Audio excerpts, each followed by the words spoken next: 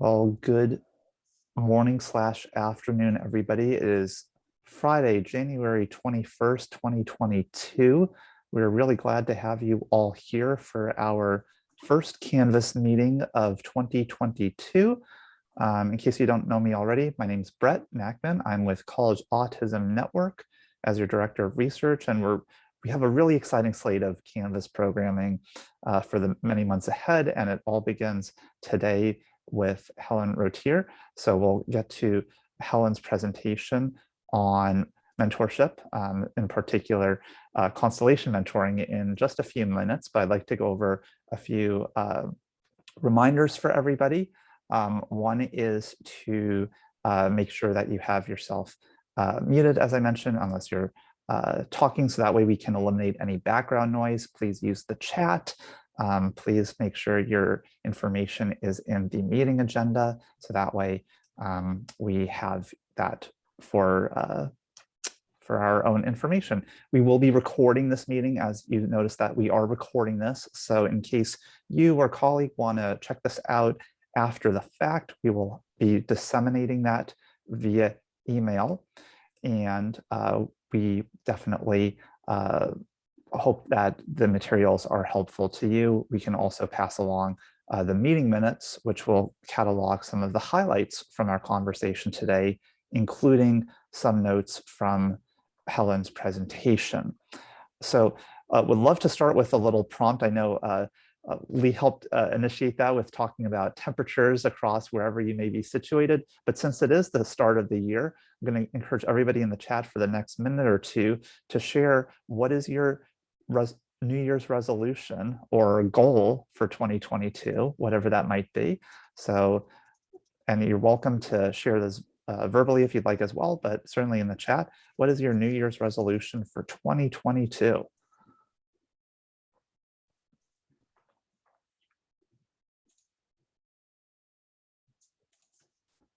So we already see a few coming in. Summer hopes to sleep more. Dana, have more fun. Zoe, be more intentional about keeping up friendships. That's always a great one. John, maintaining work-life balance. I echo Lee's, reading more actual books. For me, fun books, not necessarily academic. Gina, learn how to knit.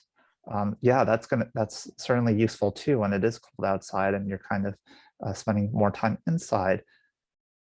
Ailey, reach 100 Munros mountains over 3,000 feet in Scotland. Holy cow, that's impressive. Sarah, stay alive. Lindsay, to not have any resolutions. That's definitely good. Cheryl, to quit wearing a mask post-COVID. Kochia, work-life balance. So we definitely see several folks referring to that. Caden, who's one of our future presenters later in the spring for Canvas, be more proactive about my time. Abby, get better at disc golf. Brian, it's quite a bad habit. Katie, Catherine, learn how to shuck an oyster. Clarissa, read 22 books for pleasure and to eat one new food each month. Dave is working on different problems. Someone entering in from their email address, read more graphic novels. Jessica, exercise more. Oh my gosh, these are, we're going to do it. We're going to keep track of how everybody's doing in several months. So we'll do a check-in. These are great. Exercise more, Mary, get more publications out. Oh, hi, Riz. So Riz was the individual mentioning that point about reading more graphic novels. Claire wants to take up running again. We have a lot of great resolutions, so we'll definitely see how everybody's doing on those fronts in the coming months. So a few, as we get into the bulk of our Canvas meeting, just a few reminders for everybody. If you are not already on our listserv, please do so, because that's how you're going to be apprised of our upcoming meetings and research studies that are disseminated and other interesting news. So you'll see a link to that in the meeting agenda, and certainly I will drop in a link to that right here as well, should you want to access that. And you can disseminate messages. It's a great platform. Lee, shall I turn it over to you for a moment? I do see a note about CAN membership details. Yeah, sure. I hope that maybe one of your resolutions can be to join CAN officially. We are transitioning back to being an independent organization and reestablishing our membership structure. Our rates are low. It's like $50 for an individual, $25 for a graduate student. And if you want to join on behalf of your organization, which would cover up to 10 employees, it's $250. And your membership dues helps to support the College Autism Network's various expenses, things like web hosting and Zoom hosting, and a number of other things that we have to have some cash for. So if you go to the website, the collegeautismnetwork.org website, scroll down, you'll see join here or become a member and follow the steps. And we would be grateful for your support of our support of your professional development. Thanks, Brett. Thank you, Lee. And so yes, definitely check that out further. We would welcome your engagement in that way. But of course, things like Canvas and some of our other offerings will always be accessible to everybody, because we want to honor that. At this point, we're going to turn it over to all of you. This is our space when we encourage folks to share resources, whether it be new articles that have debuted, studies you're conducting, questions you may have for the broader community. So we have a couple listed in the chat currently, in the agenda currently. So we'll turn it over to those folks. And then if additional folks would like to offer points, please feel free to do so. And Ailey, I see yours is the first, so go right ahead. Hello. Hi, I just wanted to share my new paper. This is with Ellie McMenemy here at the University of Stirling, and we did a project looking at autistic and non-autistic students' experiences over the last year or so during the pandemic. And we looked at things like burnout and mental health and some not surprising findings. Unfortunately, autistic students experiencing more burnout, experiencing more mental health challenges, but interesting findings in some of our qualitative data when we asked people about how they had been doing during the pandemic. You know, there were actually quite a few similarities between what autistic and non-autistic students were saying, and especially the top thing was about missing the kind of social connections that university can bring. So yeah, have a look. It's open access, and I'm happy if anyone has questions, you can drop me an email, and my contact details are in the paper. So yeah, that's my update. Thank you, Ailey. And I realized that my microphone was not muted, so my apologies there. You probably heard me all typing. Thanks, Ailey. Always great to hear about your new work. Let's turn it over. Is Jessica Johnson. I see you're on the call. You are disseminating information about a new study, so the floor is yours. Thank you. Hi, everyone. My name is Jessica. I'm currently a PhD student at UCLA, and as part of my dissertation, a portion of it is conducting a study that is investigating beliefs that undergraduate and graduate autistic students or students with autism have about their academic abilities, as well as relations they have with faculty at the university. So if you'd like to participate, I'd really appreciate it. I actually still need a few more participants. So it would really mean a lot to me if you did.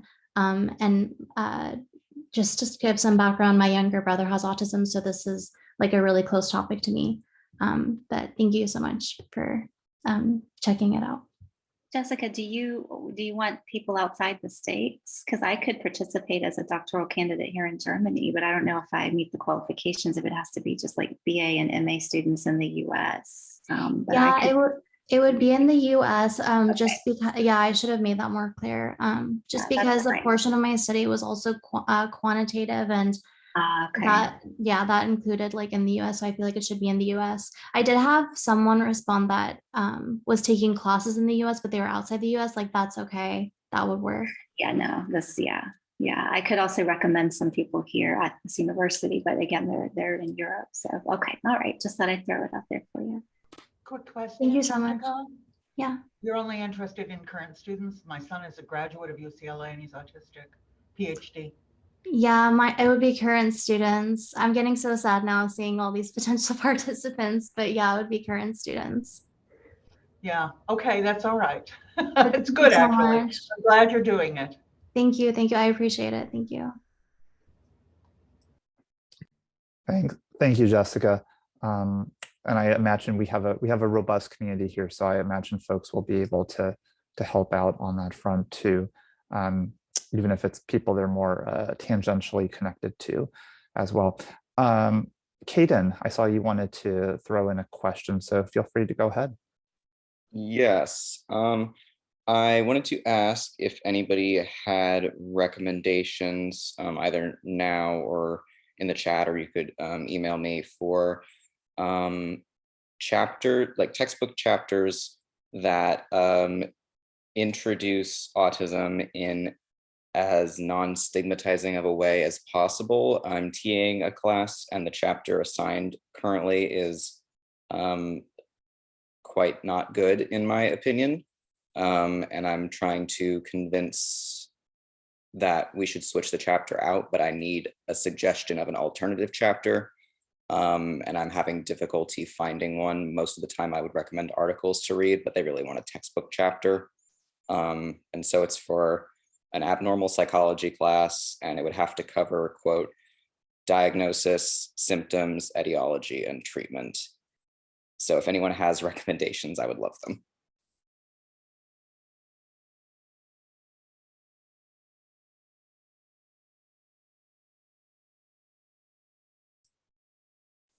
So it looks like we have a link in the chat that Kristen popped in, Autism, a New Introduction to Psychological Theory and Current Debate by Fletcher Watson Hoppe. And so that might be an avenue for you, Caden. Dave mentions in the chat sometimes a conversation about how bad a chapter is can be valuable as well. Caden, I'll also mention, and I haven't visited it terribly recently, but there's a great textbook by called Disability, a Social Justice Approach, and there is content on autism there that's very good. And one of our prior Canvas presenters, Kirsten Brown, who's a co-author of mine, she's a co-author on that, and some really prominent disability higher ed scholars crafted that. So that might be another tool in addition to what Kristen mentioned. Any other thoughts from folks? I'll just say real quickly, since this is a larger group than the last meeting that I announced this in, just very shortly, because I've already sent this to the listserv, but I still have space for both autistic and non-autistic participants in a word study on, power, privilege, race, gender, and identity. It involves writing a piece. It doesn't have to be more than a paragraph, like 6-8 sentences, if that's something that's of interest to anyone. There's still room. It's a small study, small data sample. It's a narrative analysis. But what's cool about it is that all of the participants that are actually submitting written response to these prompts get to kind of okay the analysis and tell me whether or not it's representing them the way that they would like to be represented. And I am looking for people who are not autistic as well, not just autistic participants. The only criteria is that they be 18 and up and not be writing teachers or teachers of English as a second language.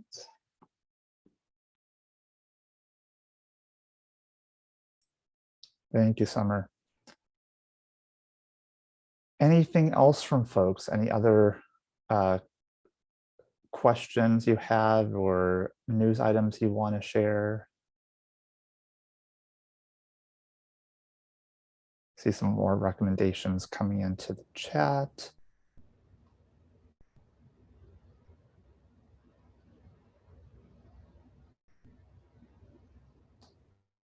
Okay.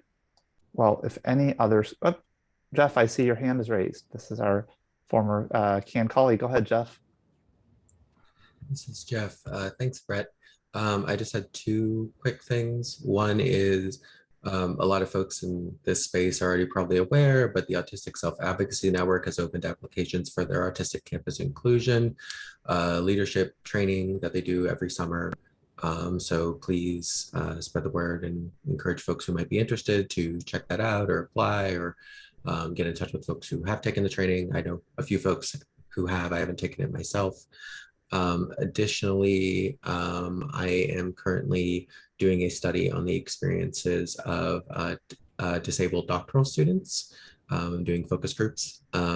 I may have enough folks recruited. I only have enough space for 18. And as of this point, I've talked to 5 people and I have more signed up, but you never know who drops off.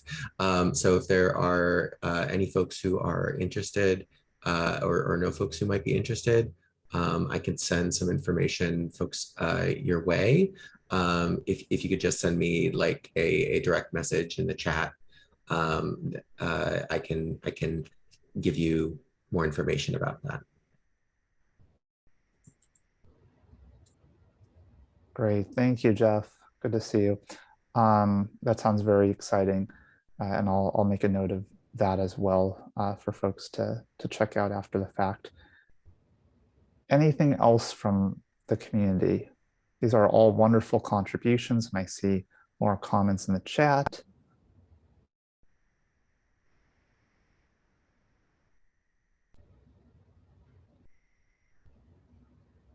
Okay, well, let's transition over to our featured presenter for today, for the month. Helen Rottier is a PhD candidate and research assistant at the University of Illinois, Chicago in the Institute on Disability and Human Development.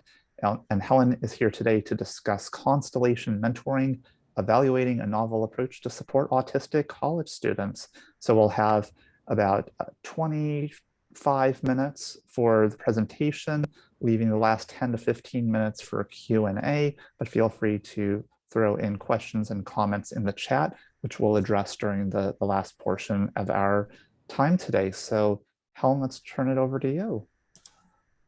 Thank you so much. Are you able to enable my screen sharing? Yes, I am. So let's see if it works for you now, Helen. Yes, it does.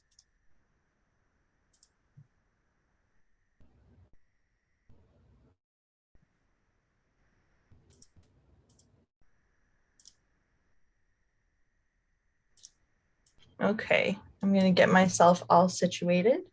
Thank you so much for inviting me to present. I'm so excited to be in this space with people I know and have had really interesting conversations with, people that I cite regularly. So I'm so thrilled to be here and grateful to present a beginner's look at my dissertation project, which is about constellation mentoring for autistic college students. And I'm really presenting this to get feedback, to get suggestions of literature I might be missing. I'm not going to share a full literature review in 25 minutes, but you know, if you have an article or have read an article that you're like, oh, Helen needs to know about this, I want to know. If you have a question like, oh, how are you going to pull this off? I want to know that too. I want this to be a really community informed project. And so this is the title slide with the title Constellation Mentoring, Evaluating a Novel Approach to Support Autistic College Students.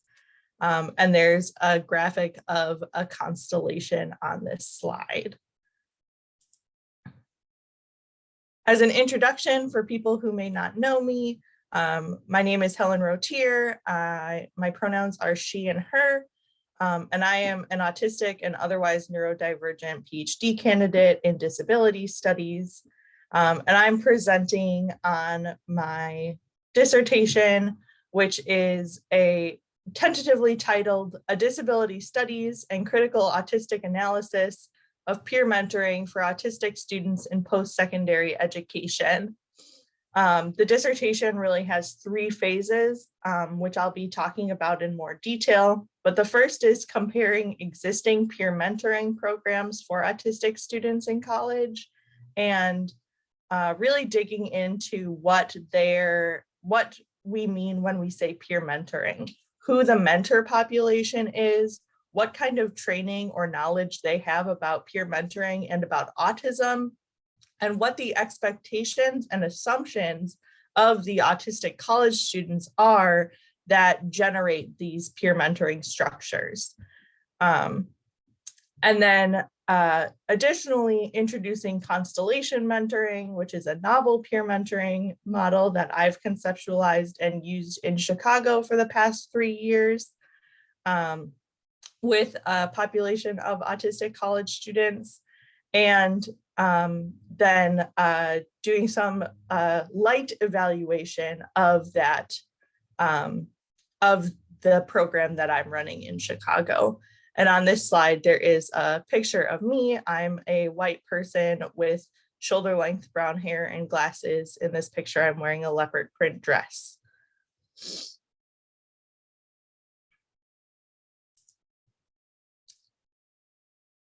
So a little bit of background, things that we know is that peer mentoring is a common support offered to autistic college students.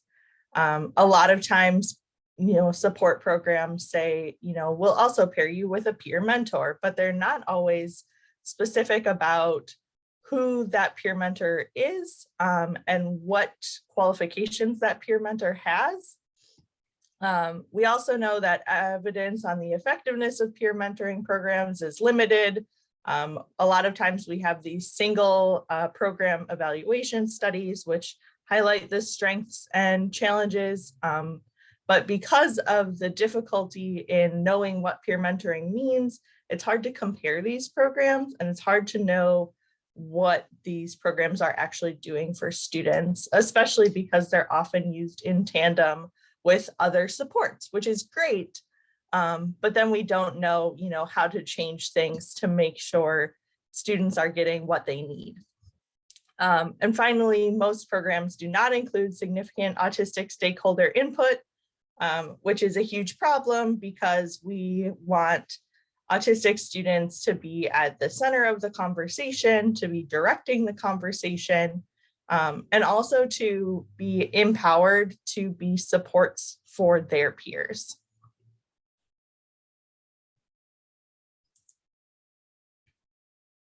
And so, like I mentioned, we use the term peer mentoring for a lot of different things. What is peer mentoring really? Often peer mentoring means an experienced peer guides an inexperienced peer through a shared lived experience. And peer denotes some kind of equal status. So rather than a student and a faculty member, it's a student and a student. Or in a work structure, it would be people who are of the same level or tier of employment. And that gets complicated when we start thinking about and looking at what it actually means in these programs for autistic college students. And so, like I mentioned, the first phase of my dissertation research is comparing peer mentoring programs that exist at colleges and universities in the United States for autistic college students. I have data from over 130 programs at colleges and universities in the US. Thanks to the College Autism Network Institutional Initiatives database, which is a great way to get some of that information about what is out there. If you have a program that offers mentoring in any form to autistic students that's not listed in the CAN Institutional Initiatives database, please connect with me so that I can include your program in my data set. And I have reached out and will continue to reach out to program staff to fill in the gaps of data that was not readily available on program websites. This has been exempted by the IRB at the University of Illinois. And so I'm still digging through all of this data, but what I'm learning is that peer mentors are usually undergraduate students.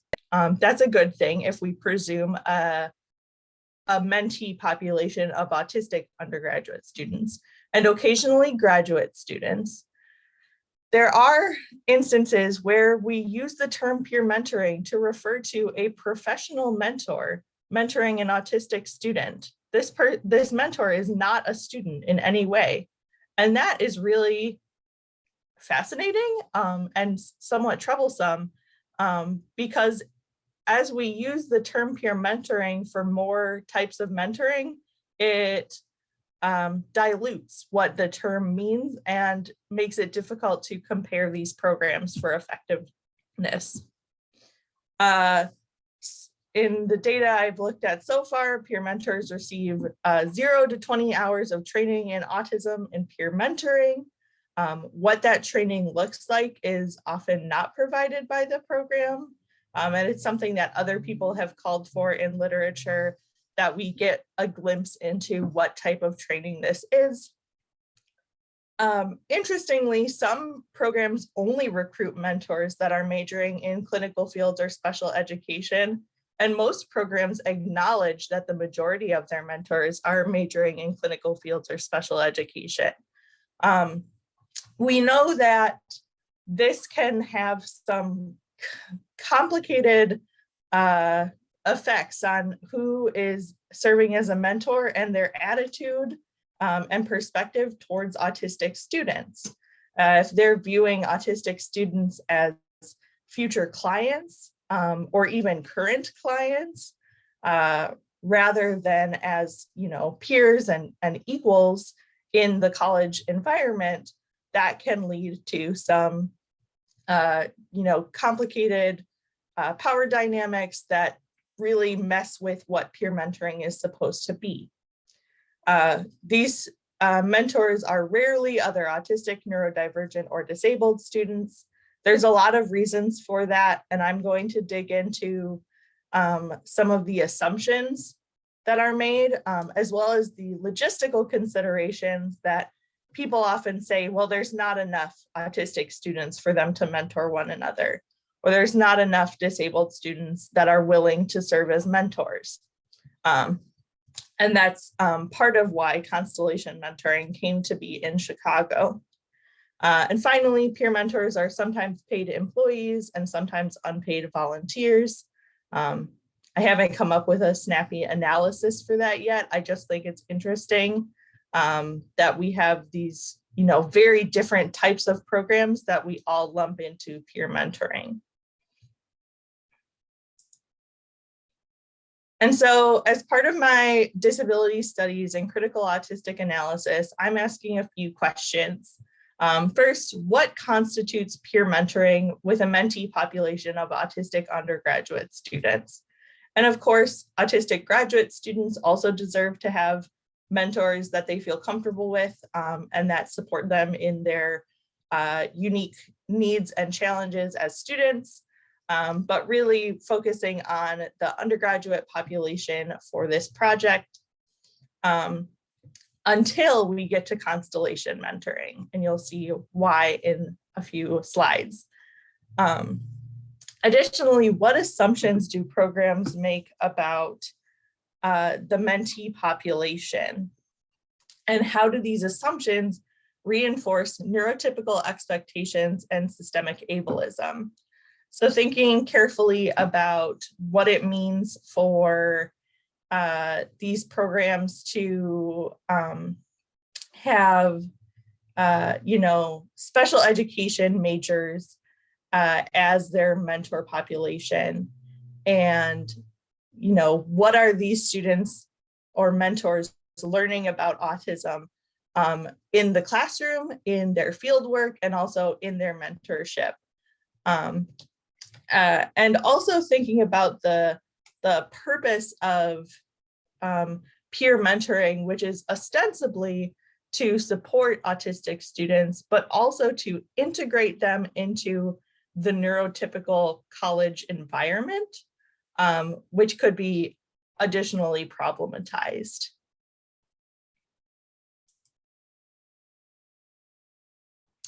So this is a really quick introduction to Constellation Mentoring, which is like mentoring in a support group format that combines group mentoring, which is mentoring that occurs between more than 2 people, and co-mentoring, which is a reciprocal mentoring relationship, to create a constellation of support for participants.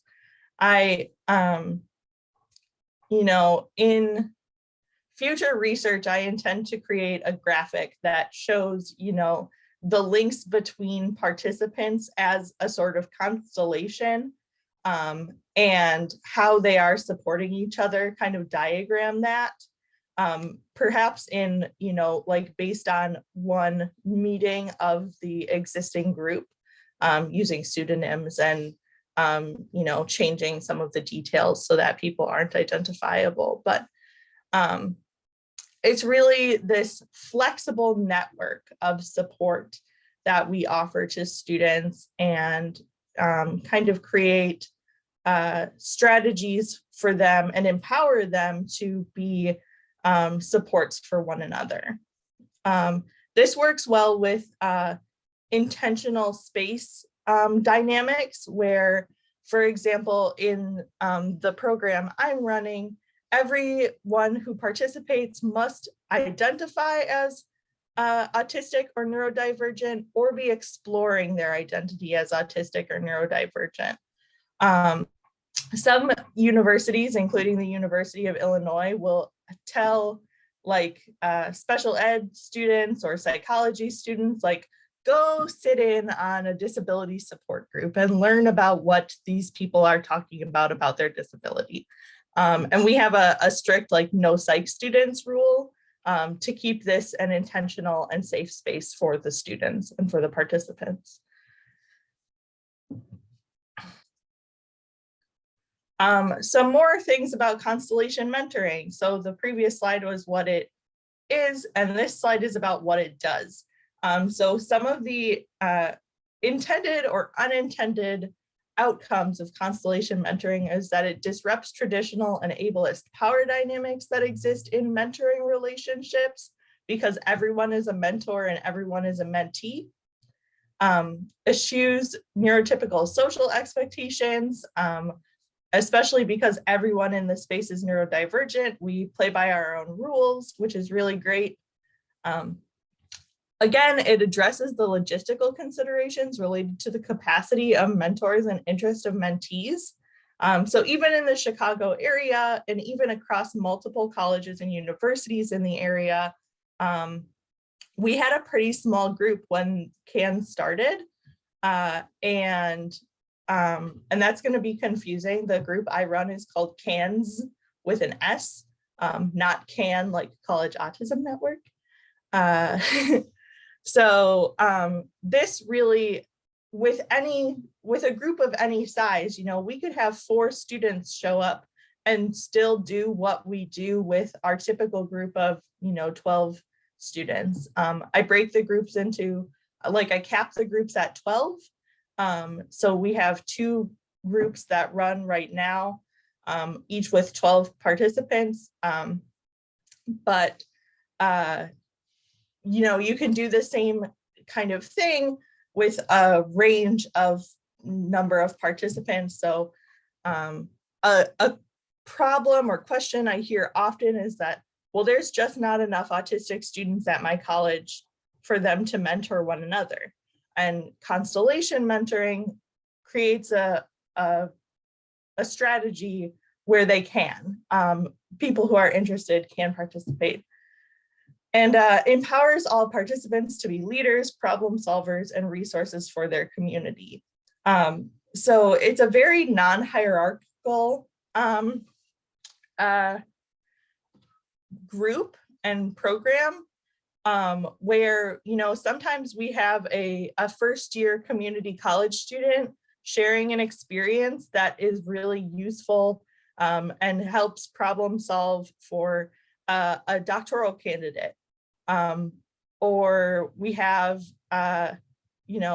we also have people in the group who were in undergrad when the group started, and have now started grad school, and have, really seen them become more confident and more empowered as leaders, and to help the other participants work through problems that they had, 1 or 2 years ago. So that's really great. So more specifically, what I'm talking about is the Chicago Coalition of Autistic and Neurodivergent Students, or CANS. We meet, each group meets for 1 hour twice a month, and we're currently virtual. We open with introductions, check-ins, and goal sharing. And at this point, any student can share anything that they're interested in sharing about how life is going, what is up with them, what challenges they're experiencing, what achievements they've experienced. And from there, we really move into group problem solving, where someone can share an issue that they're having and say, I don't want feedback, or they can say, I'd love to get feedback from others who have experienced this or been in similar situations. What did you do? And the group problem solving part is really flexible. So sometimes no one has any issues that they want to share. And that part of our meeting is pretty short. We're meeting every 2 weeks. So sometimes in those 2 weeks, nothing remarkable happened to any of the participants, which is fine. Sometimes the group problem solving takes the whole meeting. But when it doesn't, we also have group discussions on relevant topics. We've had some CANS members facilitate meetings on topics of interest like gender and sexuality. We just had a meeting that was about meta goal setting. So what goals do you have for how you set goals, which was really fun. We've had conversations about masking, about race, about supporting people across different neurodivergent identities. And so it's been a really interesting space to kind of have conversations and show up as our authentic selves, and be in community with other autistic students and other neurodivergent students. For events, we usually have some social events where we get together in person because our meetings are virtual. We haven't been doing as much of that during the pandemic, but we have had some virtual events, and we co-sponsor events with other local organizations, especially the University of Illinois Chicago Disability Cultural Center. We're really lucky to have a cultural center on campus that will host events that are open to our CANS students, even those students who do not attend UIC. Finally, and this is something that we haven't been prioritizing, but I want us to get back into. When we started, we were an advocacy group in addition to a mentorship group. And we did projects like sending postcards to the FDA about Stop the Shock, and other projects of importance to group members and ongoing disability issues. We do some advocacy on campus at a local and state level, at the federal level. And that is something that has really come out of being affiliated with the Autistic Self-Advocacy Network and their policy and advocacy training. So like Jeff mentioned earlier, you can, if you know someone who is interested in learning more about that, definitely I recommend their Autism Campus Inclusion training. So because I'm presenting this for my dissertation, I'm trying to form a kind of a guide, how to do constellation mentoring. And these are the steps I have so far, but I'd love to hear questions or suggestions about how you see this working or not working with your student population. First is to identify your target participants and start forming connections. I call this building your constellation. Getting to know one another and get to know yourself. Develop a structure for sharing, problem solving, and discussing frequent challenges or other relevant topics. And then it's really important to me that this group be participatory and directed by the students. Even though I'm an autistic student, I'm just one autistic student. And, you know, with my other identities and who I am, like, I might not be experiencing something that a lot of other autistic students are experiencing. So I try to check in with the group really frequently and check in with individual participants to ensure people are benefiting from the group and integrating that feedback to continue to develop and strengthen the model.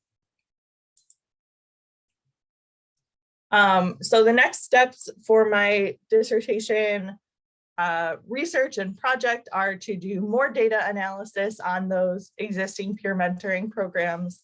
And again, really dig into some of those assumptions and, you know, who and why do we have certain mentors in place. And then also to do interviews with students who are participating in Constellation Mentoring and asking what do they find helpful about the program, what would they change, and what do they perceive as the goals or outcomes of the program.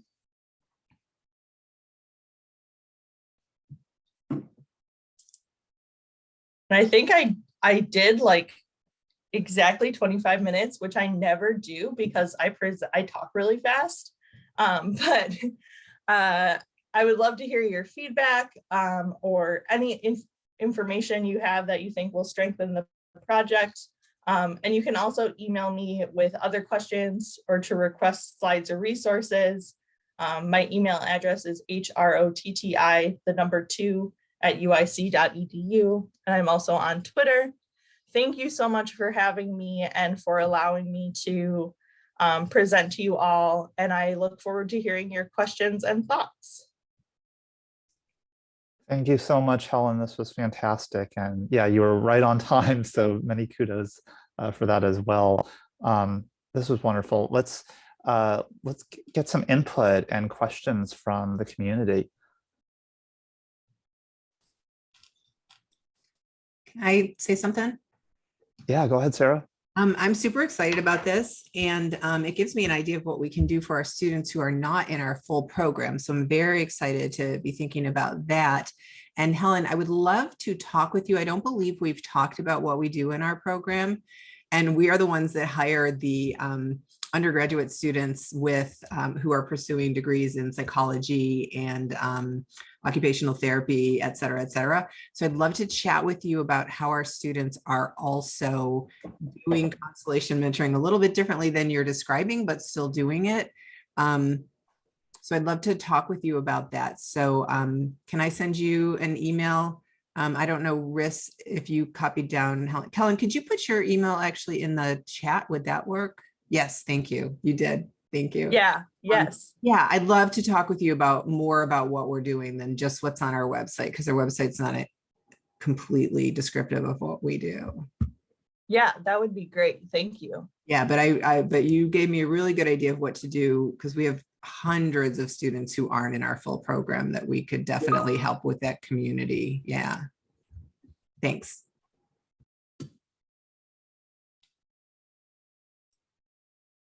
Thank you, Sarah. Yeah, I instantly thought of the work that you all do and having some parallels there. You're getting many kudos in the chat, Helen. One question that emerged from Lindsay is, how do the majority of participants identify? That's a really good question.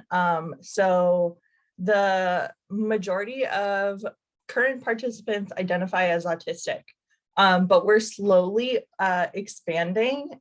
So we have some participants who identify as having ADHD, some who identify as having Tourette's syndrome. For the purposes of and also many who have co-occurring psychiatric disabilities like depression, anxiety, bipolar disorder. So for the purposes of my dissertation, I'm really going to be focused on interviewing students who identify as autistic, just to keep it from becoming unwieldy. But also I'm really excited to say to see it grow. And like I mentioned, one of the things we've been talking about is how do we support people who have different neurodivergent identities but are still part of our neurodivergent community, and really focusing in on how we are more similar than we are different, even when we have expanded our ranks to include some people who don't identify as autistic. Appreciate that response, Helen. Let's turn it over to Jeff, who has their hand raised, and then we'll turn it over to TC. Go ahead, Jeff. Thanks, Brett.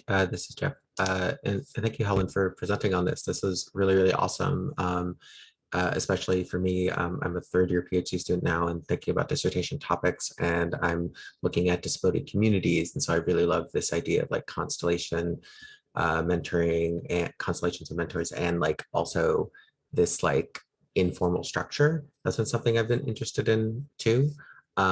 Something I was curious about, and I guess it's sort of related to the way people identify, is have there been folks who have joined the group and gradually come into autistic or neurodivergent identity? Because that's something that I've noticed in groups that I've been a part of, where folks will sort of join in an allyship role, and then slowly kind of through being in the group talk through their understanding of themselves and of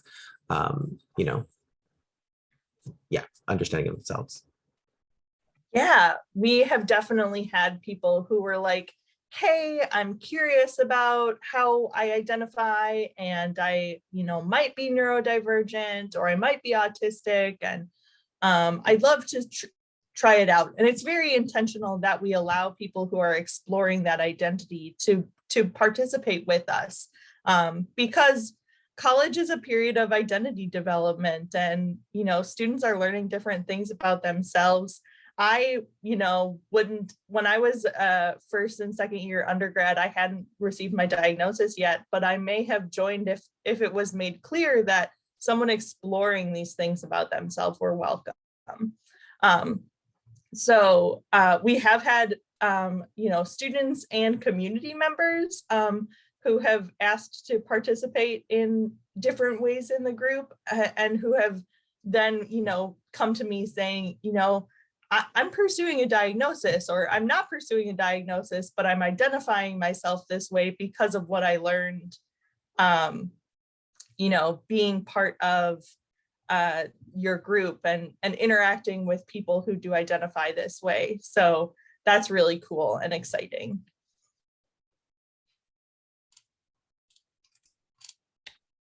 Helen, you're getting a lot of great questions from folks, more entering the chat, including from some of our recent Canvas presenters. So TC is asking in the chat, can you say more about minimum number of autistic participants you think is necessary to serve as mentors for a program like this?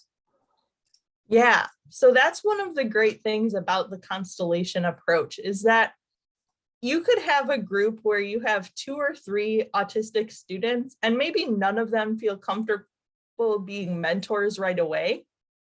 And you could still, start forming relationships, start sharing problems that you're having, and the problem solving or mentoring aspect comes kind of naturally out of those conversations. So a lot of times my students don't realize that they are mentoring another student until I point it out to them and say, wow, that was really, great leadership, great community care, and you were sharing your experience in a way that is, helping someone else be successful. That's what mentoring is using our experiences to, support and guide others who are doing something similar or even something different.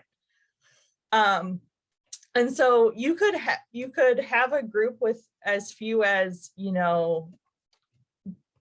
3 or 4 participants. And again, none of them have to feel prepared to be mentors in the beginning, they'll kind of grow into that role as they have conversations and feel more comfortable with one another.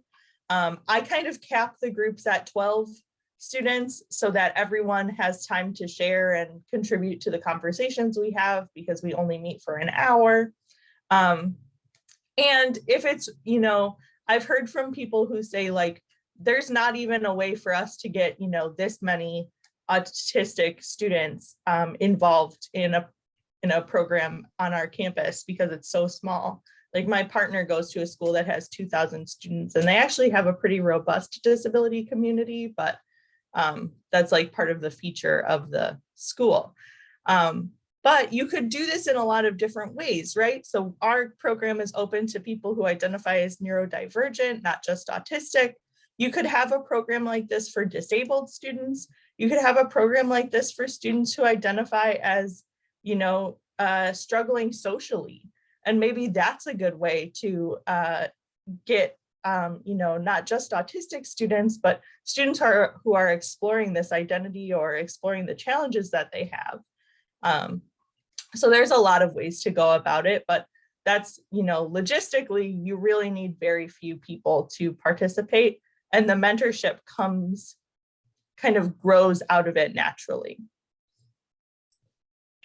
Really good explanations there on the utility, Helen. A few more questions are coming in, so we'll try to get these addressed in the next few minutes, and then we'll wrap up. From Mary, Mary's asking, do you have any type of funding or financial support for the management of the group? Is it volunteer structure? How do you find folks to lead? Yeah, so it's mostly volunteer. I do this work kind of in tandem with my other research and service work that I get a grad student stipend for. So it's part of my job to do things like set up the Zoom link and then email it to all of the students. But the students really lead the conversations themselves, and it's volunteer, you know, conversations. The exciting thing is that they're allowed to pick whatever they want to talk about as a group. So like a student in December was like, I really want to present on lead a conversation on gender and sexuality. And I said, great, let's do it. And it ended up being a really fantastic conversation. And it was, you know, really good that, you know, these students are like testing their leadership skills and their conversation facilitation skills. And of course, that's totally voluntary too. A student could come to every meeting and never turn on their camera or speak, or, you know, that would be totally fine, because I trust that they're getting out of the meeting what they need to get out of the meeting, and participating in the way that works for them. We don't have that happen. But if it did happen, I would, you know, try to, you know, be okay with that, like letting students participate at their own speed and in their own ways.